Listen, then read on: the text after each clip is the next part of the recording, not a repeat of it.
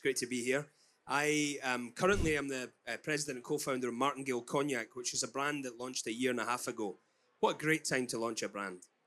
There couldn't be better conditions to launch a brand. And so I thought what I would do is talk a little bit about what I've learned in my time in the business by going back to how the business was. So I want to go back to when I got my first full-time job working in the booze business. The year was 2008. Music was different. Mad Men was big on TV, as was Breaking Bad. And most importantly, the world economy was crumbling. So Beverage Alcohol in 2008, a couple of things that I remember. The first thing was, relative to other categories, this industry was kind of recession-proof. And again, I worked in a business, William Grant, a great company, mostly high-end products. And the company grew every year from 2005 to maybe 2 years ago. It was seemingly recession-proof. My wife works in retail. She sold clothing. She's a buyer in the clothing business. And she just always marvels, or has done for the last 20 years, marveled at how I seem to work in a recession-proof business and she doesn't. Well, the joke's on me now, because we are facing recessionary related issues. So it was seemingly recession-proof. This one's interesting. Distributors had a track record of helping build some small brands. And I say this as someone, who I have a lot of respect and a lot of great friends who work in the middle tier. But with the best will in the world, with all the pressure that they're under to sell the big brands, shouldn't be that much of a surprise to anyone that it's not that easy for them to build small brands, that they don't have the time, they don't have the bandwidth, they don't have the patience. But in those days, distributors did build small brands. And then this last one, broadly speaking, consumers really bought brands and they began their buying relationship with brands in one of two places. It was either in the bar or it was in a liquor store. So I just wanted to kind of have a think about what's changed, right? So what changed? In the consumer, they weren't spoiled for choice the way they are now. If you had a time machine, you went back to any great liquor store in 2008, there were maybe 6 bourbons. Now they're spoiled for choice. You walk in the whiskey aisle and it's 3 aisles, it's half the store. Shopping habits. Obviously, we've got the growth of online. And fundamentally, store traffic is down. So shopping habits have changed. In media consumption, I remember out of home being a big thing. We used to buy ads in print magazines. Now it makes me think, what was I doing? Like, I had all these huge ticket print media. I'm sorry to my friends who come from the print media world and they're back in their experience, but very hard to track, no data. I remember reading in their media kits, they would talk about pass-along value, and they would talk about everyone in doctors' waiting rooms reads Time magazine, and so you should be in that. But there's no way to validate that. It's very hard to get a ROAS. And now we all live on our screens, whether it's our iPhones or our TVs or connected devices. So media consumption is almost unrecognizable. And in the middle tier, the distributors, they've consolidated, they've automated in many ways. They've had turkeys out there selling Thanksgiving dinner, getting incentivized to sign people up for automated ordering when they're sales reps who make their money from selling products. And and they just don't hand sell. We just heard some great insights from Chris on the kind of magic of the hand sell. We have to do it right, but there's not as much of that going on at the distributor level anymore. There's a lot of orders being taken. And again, these people are under an enormous amount of pressure, and I have a lot of empathy for them. But that middle tier is unrecognizable as well. And in legal, what's changed in legal? Not a whole lot. Unless you go back to, 1930, which is really the last time anything in that space changed. But yeah, of course, there's COVID brought us to-go cocktails, whoopee-doo. But really, the law hasn't changed a whole lot. States' rights, very difficult to change those laws. And how have we adapted? Not much. Or at least not enough, right? I think we've not changed, but maybe we just haven't changed enough. So things that we do that still make no sense. We participate in what I call the POS print industrial complex. We make T-shirts, we make hats, we make bottle tops. We make everything. We make things that are big, that cost a lot of money to store and transport. Let's not waste money on things that don't make a difference. The things that we still do, we think that distributors build brands. We leave that to them. We'll take care of making a great product and we'll leave it to distributors to build them. Distributors don't build brands and never built brands. So don't leave that to them. We assume that product moves through without marketing, activation, or communications. It doesn't. You need to be responsible for moving that through. You move it into the store. It needs to be your problem. How are you connecting with a consumer who has to go in and buy it? Having a nice looking bottle will get you this far, but you've still got another 300 miles to go. And then lastly, applying that same old trade marketing handbook. It doesn't work. The world has changed. And we say, right, I need POS, I need this, I need this, I need this. I'm going to scale my off-premise sampling events. I'm going to do 10,000 of them, which means you're going to get one demo person who actually knows what they're talking about and 100 that don't. And it's not a great experience and it doesn't work. So I think we need to change. So embracing the new normal, shipments do not equal depletions. Shipments, of course, are when we send product to our distributors and the distributors then send our product to retailers. That's a depletion. This is probably more true now than it ever has been before.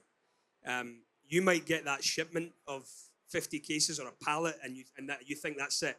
I've made it. And maybe 90 days later, maybe they're going to pay you. And then you think the job's done. And maybe one day that was true, but it's not now. No one has patience for dusty bottles. Chris raised it right away. None of us want dusty bottles. It's not good for any of us. We might get paid for them, but you're not getting paid again for them. They're not going to order it again.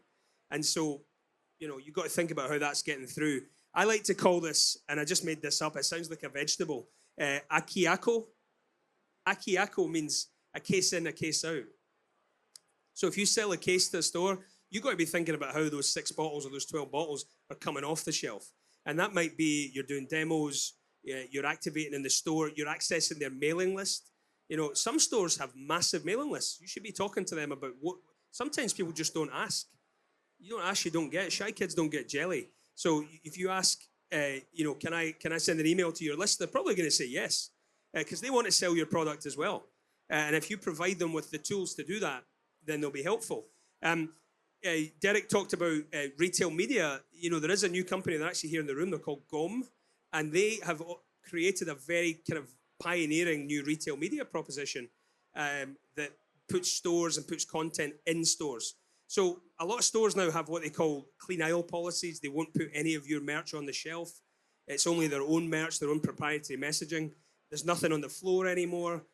So you've got to find a way to talk to consumers that are in the store. Even though foot traffic's down, there's still consumers to talk to. So think about those kind of pioneering new techniques where you can be active in the store. Share of mind is in short supply. That's across the board. And this is an important one. If you don't have feet on the streets, I think I had written here originally, forget it. But that's not true. There's probably a different way to do it if you've got lots of money. But really, if you don't have people here selling it, if you're just shipping it to a third party and no one's going out every day talking about your brand and educating on your brand, there's probably no point in doing it. Embrace new technology, but I would say here as a caveat, be careful of gimmicks. Because I've seen them come and go for the last 18 years. A new thing comes in, it's all bells and whistles, it sounds great, they pitch it to you, it sounds great. I would also say, we kind of went in early on GOM. I think it's because I've seen so much and I think this has got legs, but I also think sometimes small brands need to watch big brands do it first because they can afford to fail. Big brands can afford to lose money. Small brands, you don't get too many opportunities to fail. Be choiceful and focused. Activate when and where it matters.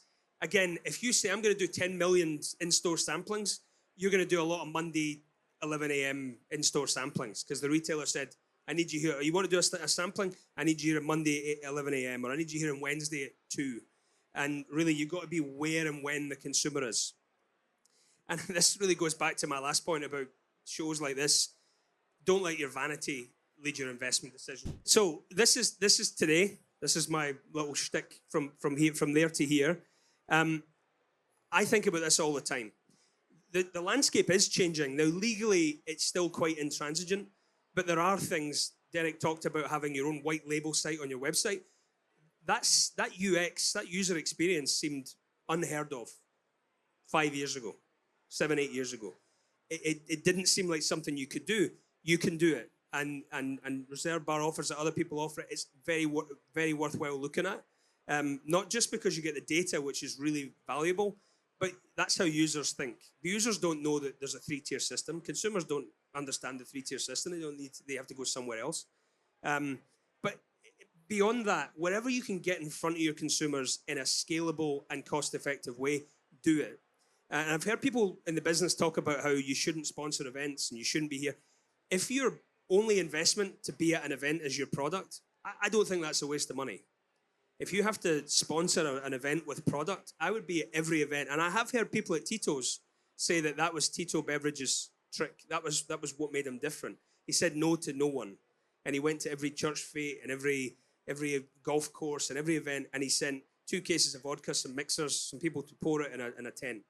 And that doesn't really cost that much money. Obviously, there's got to be an ROI and you've got to have funding. But if you can get to the consumer as much as you can and not blow all your money, I would look at it. Because the consumer is ultimately who cares about your brand and who you're going to build affinity with. You can also build an army of kind of evangelists for your brand among a group of consumers. So I'm a big advocate for skipping the middle 2 tiers as much as you can, as much as I appreciate the law. But get as close to the consumer as you possibly can. Depth versus breadth. If your goal is to be in 10 million accounts in the US and be in all 50 states, yeah, you're going to run out of money tomorrow. And if you want to be everywhere, you're going to be in every bingo hall, bowling alley, gas station, and VFW hall from here to West Virginia. If you want to do this right, you should be looking to go deep with the right accounts and be in the accounts that matter, where your consumer is. Again, if you know who your consumer is, be in the accounts where they are and make sure that you go deep in those accounts, have programs, know the owner, know the customers, know your customer and know their customer. And assume nothing. This is a beautiful picture of my partner, Guillaume, and I with some pallets behind us, and were we optimistic. Oh, here it goes. We're taking slow motion videos of the pallets going on the pallet truck. Look at this. This is our future. We're off to the promised land. And, we had great relationships with the distributor and everything was going to be hunky-dory. And then the product lands in the US and you're still responsible for moving every single bottle yourself. So assume that you're going to have to do all the hard work. And that's okay if that's your assumption. If your assumption is that your investments are over here and someone else is going to take care of everything over here, then you're going to fail. So I would say assume absolutely nothing. And that goes for thinking that what got you through the last 5 years is going to get you through the next 5. Because what got us through the last 5 minutes is not going to get us through the next 5 minutes. So I hate to be doom and gloom, but I think that is the best advice I can give to any founder, any entrepreneur in terms of how you invest your money. Know that you're going to have to do heavy lifting. Know that it's going to be on you. And so build your plans accordingly.